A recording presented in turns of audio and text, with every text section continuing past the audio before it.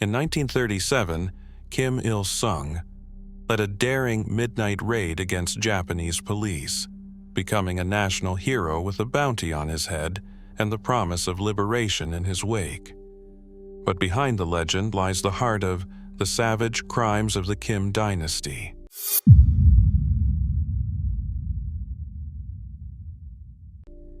Just 2 decades later, the same man who inspired millions built the first Kwanliso, prison camps where entire families could vanish for a single word.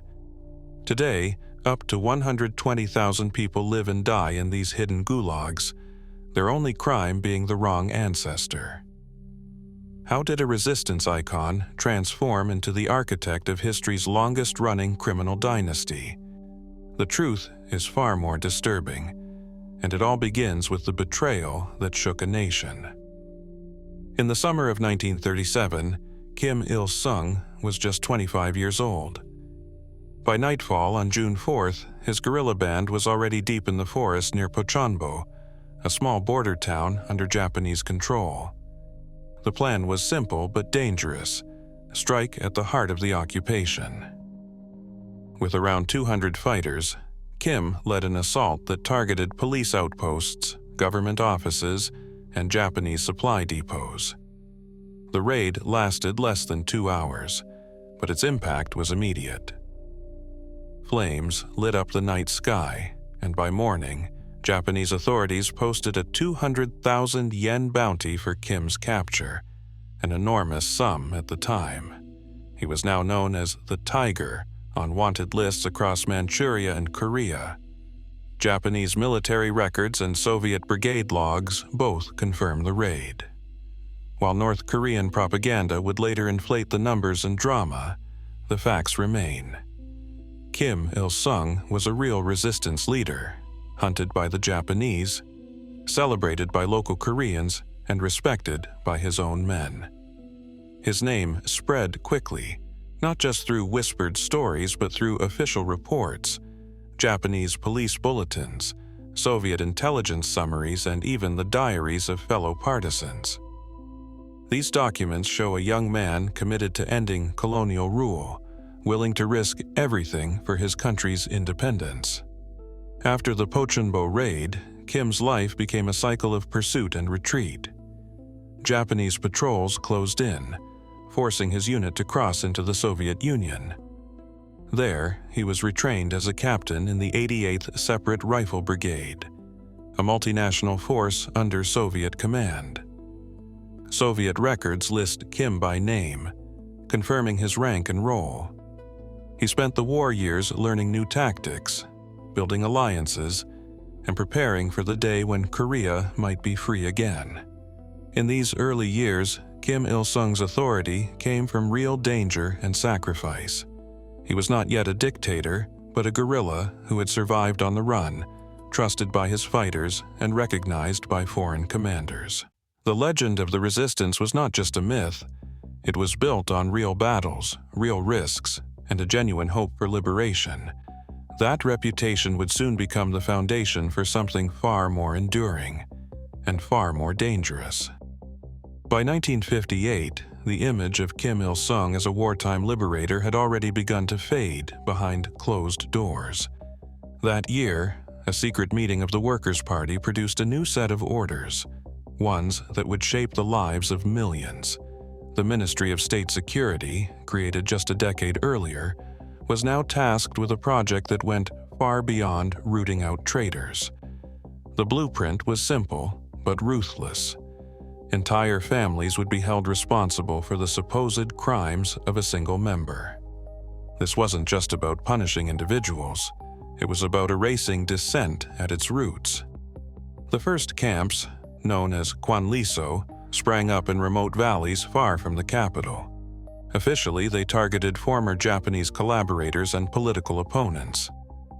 In practice, the net widened quickly.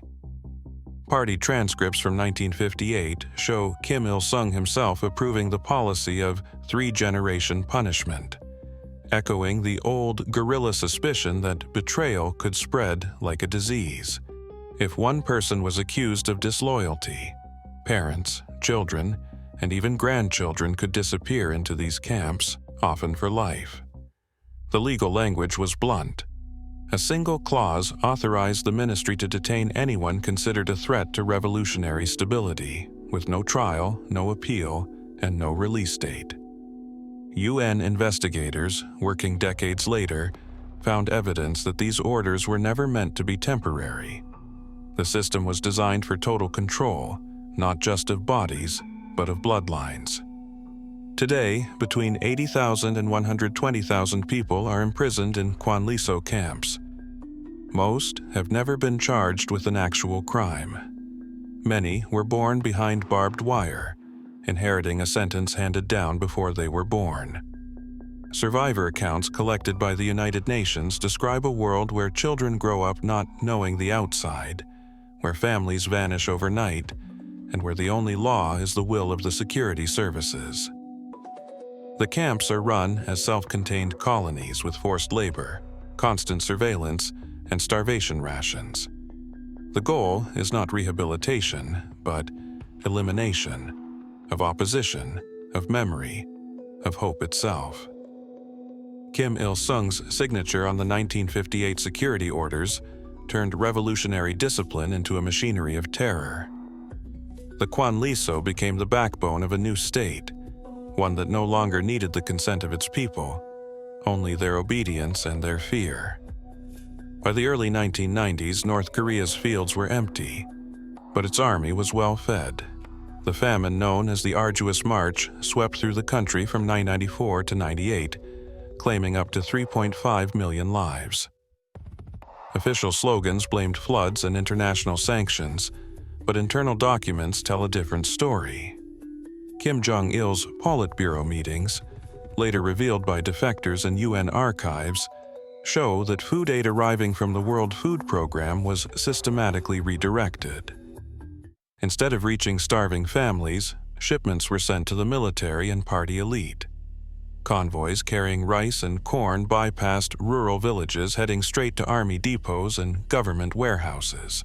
Survivors remember searching for anything edible: grass, tree bark, even insects. Children fainted in schoolyards. In some towns, entire families disappeared within weeks. Defector testimonies collected by the UN describe neighbors dying in their homes, while officials warned against sharing food. The regime exported what little grain it had left, using the profits to fund weapons programs. During the worst months, North Korea continued to ship food abroad, even as its own people starved. Satellite images from the period show green fields around military bases, while civilian farmland withered. Aid workers reported blocked access to the countryside. Their convoys stopped at checkpoints and turned away. When questioned, government officials insisted the crisis was under control. But World Food Program records and leaked party orders confirmed that hunger was used as a tool, not just a consequence of mismanagement, but a deliberate policy to crush dissent and reward loyalty. The famine was not an accident. It was a weapon wielded by the Kim Dynasty, turning revolutionary rhetoric into a system of mass murder by starvation. Inside North Korea's palaces, another secret system was taking shape. It had nothing to do with ideology or military power. Instead, it was built on silence, fear, and the absolute control of women's bodies. The Kipumjo, translated as the Pleasure Squad, was formed in the 1970s to serve the private desires of the Kim family and their closest officials. Recruitment started in middle schools. Party officials would show up with ledgers and lists, selecting girls as young as 13 for so-called talent reviews. Some were told they'd be serving the nation. Others were threatened with harm to their families if they refused. Every candidate went through medical checks and background investigations, all managed by handlers from Office 39, the shadowy bureau in charge of the regime's slush funds and luxuries. Survivors describe being taken from their homes with no warning. One woman recalls a black car arriving at her school. She never saw her parents again. Once inside the palace compound, recruits endured months of training, a word that meant total obedience. Speaking out or trying to escape brought threats of execution, not just for the girl, but for her entire family. Some were forced into sexual service for years, rotated between high-ranking officials. Others were dismissed after a few months, sworn to secrecy under threat of death. Medical records and transport ledgers, later leaked by defectors, confirm hundreds of teenage girls were processed each year well into the 2010s. The regime denied everything, but the evidence is overwhelming. School rosters with names crossed out, Internal Office 39 memos, and survivor testimony that matches across decades. The Kipumjo was never about pleasure for the many. It was about power for the few. The same government that promised equality and moral purity built a hidden world where the most vulnerable were treated as disposable property. For the Kim Dynasty, control meant owning not just the bodies, but the silence of an entire generation. Across North Korea, public executions are not hidden acts. They are staged events, mapped and documented at 318 separate sites. Orders from security brigades require entire neighborhoods, schools, and factories to send people to these gatherings. Children, as young as 7, stand in the front rows, flanked by teachers and guards. These crowds can number in the thousands. The condemned are often accused of crimes as simple as watching foreign television or stealing a handful of rice. There is no trial, no appeal. The sentence is carried out in full view, with security officers reading out the charges and warning, "This could happen to you." In November 2012, the city of Hyesan became the stage for one of the most notorious mass shootings. Eyewitnesses recall the stadium packed with nearly 10,000 people. Students, workers, elderly, all forced to watch. 3 prisoners, accused of distributing banned media, were lined up and shot by firing squad. Phone footage and survivor accounts from that day match across multiple sources. The sound of gunfire, the silence that followed, and the faces of children pressed to the front, unable to look away. This is not an isolated story. Security protocols mandate attendance at these executions as a form of ideological education. Written orders, later leaked by defectors, detail quotas for each workplace and school. The goal is to make the violence ordinary, to use fear as a lesson. Over time, the spectacle becomes routine. For many, the memory of these events lingers, a warning etched into daily life. The message is clear. Obedience is survival, and dissent is death, broadcast for all to see. Inside North Korea, every book, broadcast, and byte of data is controlled by the state. The country's intranet, called Kwangmyong, looks like an online library but is sealed off from the rest of the world. Most citizens never see it. Only select researchers, party officials, and model students are allowed access, and even then, every click is tracked. The Ministry of State Security logs browsing histories, scans for banned keywords, and checks devices for foreign files. Trying to access outside information, whether it's a USB drive, a smuggled radio, or a foreign film, can bring a death sentence or a lifetime in the camps. Since 2014, the regime has imported facial recognition systems and surveillance cameras from China, wiring up train stations, universities, and even rural factories. The software flags faces in crowds, tracks movement, and alerts authorities to anyone who lingers too long near a restricted area. Manuals for Kwangmyong's latest version describe AI-driven monitoring, with built-in behavioral tracking and instant reporting to local security offices. But information isn't the only thing rationed. North Korea's caste system, Songbun, sorts every citizen into loyalty categories that shape their entire lives. The system goes back to the 1950s, when Kim Il-sung ordered the Ministry of Public Security to classify families by their political reliability. There are three main classes: core, wavering, and hostile, but over 50 subcategories, each tracked in digital files updated from age 17. Your Songbun decides where you live, what you eat, and whether your children will ever see a university classroom. During the famine, World Food Program surveys matched almost exactly to Songbun lines. Core families received rice, while hostile families were left to starve. Only those with the right background can live in Pyongyang, join the military, or work in a government office. The rest are assigned to manual labor, often in remote provinces, with no chance to move up. This isn't just social control, it's a prison built from invisible walls.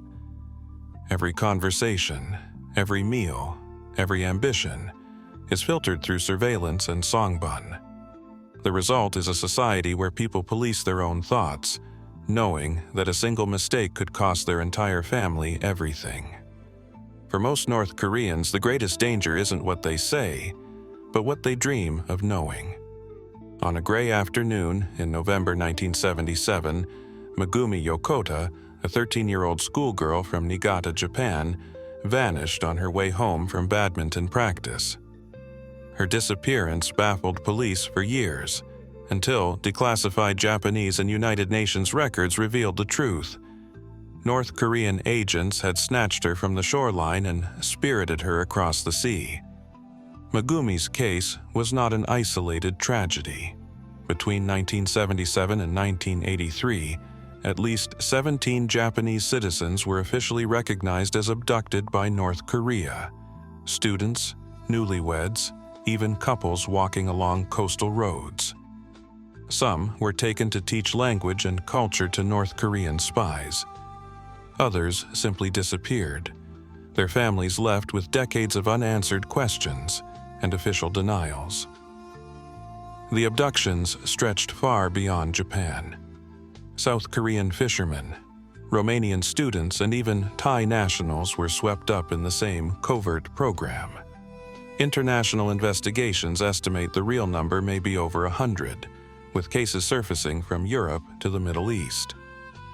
North Korea's own documents, released under diplomatic pressure in 2002, offered conflicting stories and forged evidence. DNA tests on remains sent to Japan did not match Megumi's family. To this day, her parents continue to demand the truth, their daughter's face a symbol of unresolved loss. While these kidnappings made headlines, another export was moving quietly across borders: the regime's digital playbook. By the late 2010s, cybersecurity analysts began tracing bot farm activity and facial recognition software back to North Korean front companies. Leaked procurement lists show biometric surveillance tools, developed for use inside North Korea, sold to authoritarian clients in Southeast Asia and the Middle East.